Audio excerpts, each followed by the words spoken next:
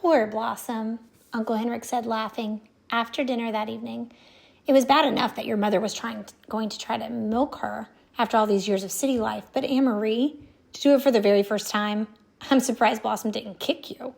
Mama laughed too. She sat in a comfortable chair that Uncle Henrik had moved from the living room and placed in a corner of the kitchen. Her leg, in a clean white cast to the knee, was on a footstool. Anne-Marie didn't mind their laughing. It had been funny.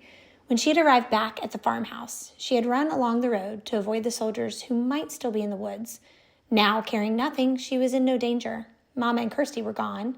There was a note hastily written from Mama that the doctor was taking her in his car to the local hospital, that they would be back soon. But the noise from Blossom, forgotten, unmilked, uncomfortable, in the barn had sent Anne-Marie wearily out with the milking bucket. She had done her best, trying to ignore Blossom's irritated snorts and tossing head, remembering how Uncle Henrik's hands had worked with a firm, rhythmic pulling motion, and she had milked. I could have done it, Kirsty announced. You only have to pull and it squirts out. I could have done it easily. Anne-Marie rolled her eyes. I'd like to see you try, she thought. Is Ellen coming back? Kirsty added, forgetting the cow after a moment. She said she'd make a dress for my doll. Anne-Marie and I will help you with the dress, Mama told her. Ellen had to go with her parents. Wasn't that a nice surprise that the Rosens came last night to get her?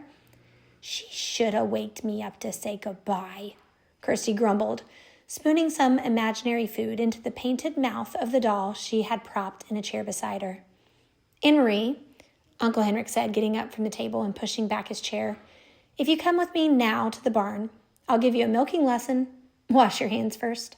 Me too, said Kirsty. Not you too, Mama said. Not this time. I need your help here, since I can't walk very well. You'll have to be my nurse. Kirsty hesitated, deciding whether to argue. Then she said, I'm going to be a nurse when I grow up, not a cow milker, so I have to stay here and take care of Mama. Followed as usual by the kitten, Anne-Marie walked with Uncle Henrik to the barn through a fine misty rain that had begun to fall. It seemed to her that Blossom shook her head happily when she saw Henrik and knew that she would be in good hands again. She sat on the stacked hay and watched while he milked, but her mind was not on the milking. Uncle Henrik, she asked, where are the Rosens and the others? I thought you were taking them to Sweden on your boat, but they weren't there. They were there, he told her, leaning forward against the cow's broad side. You shouldn't know this. You remember that I told you it was safer not to know? But, he went on, as his hands moved with their sure and practiced motion, I'll tell you just a little, because you were so very brave. Brave?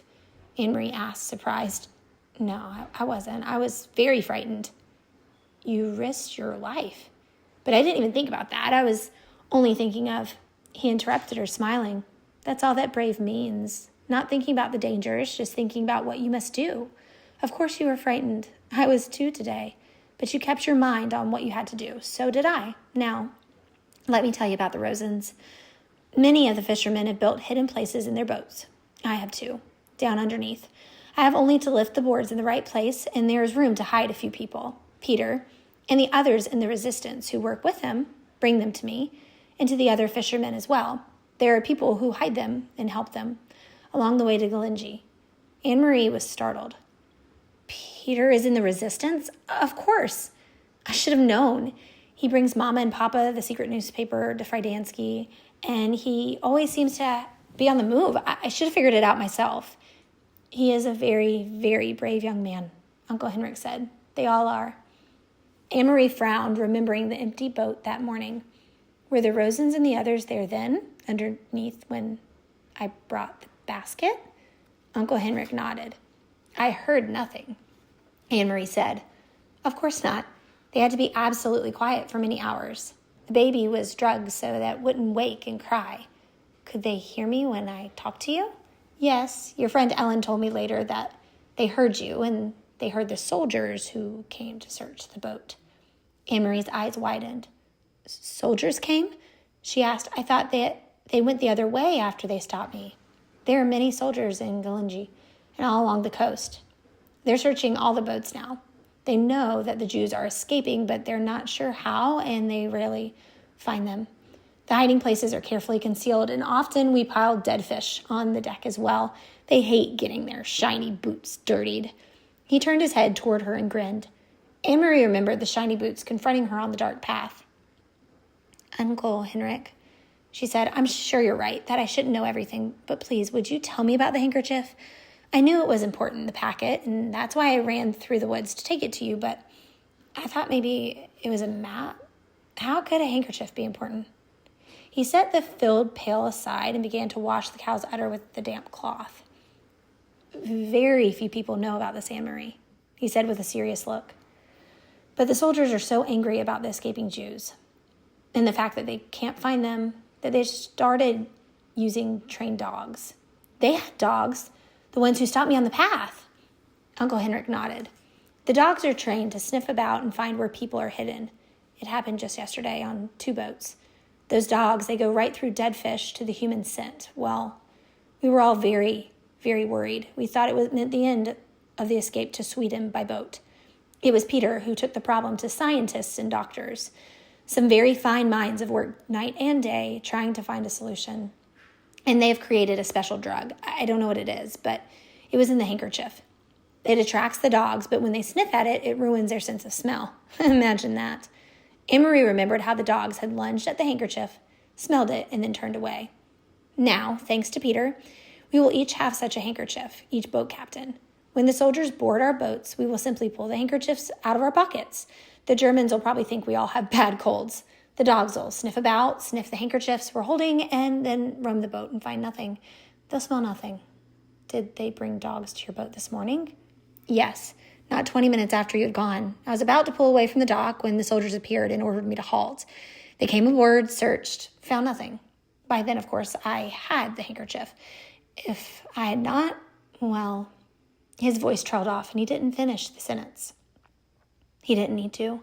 If she had not found the packet where Mr. Rosen had dropped it, if she had not run through the woods, if the soldiers had taken the basket, if she had not reached the boat in time, all of the ifs whirled in Anne-Marie's head. "They are safe now in Sweden?" she asked. "You're sure?" Uncle Henrik stood and patted the cow's head. "I saw them ashore. There were people waiting to take them to shelter.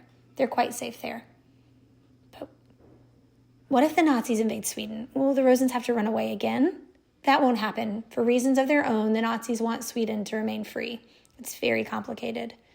Anne-Marie's thoughts turned to her friends hiding under the deck of the Hindenburg. It must have been awful for them. "So many hours there," she murmured. "Was it dark in the hiding place?" "Dark and cold and very cramped, and Mrs. Rosen was seasick, even though we were not on the water very long. It is a short distance, as you know. But they are courageous people, and none of that mattered when they stepped ashore. The air was fresh and cool in Sweden. The wind was blowing. The baby was beginning to wake as I said goodbye to them.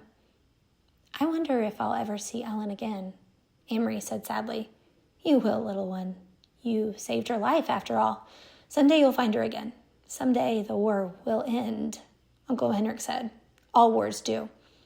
"Now then," he said, stretching, "that was quite a milking lesson, was it not?" "Uncle Henrik," Anne-Marie shrieked, and then began to laugh. "Look," she pointed. "The god of thunder has fallen into the milk pail."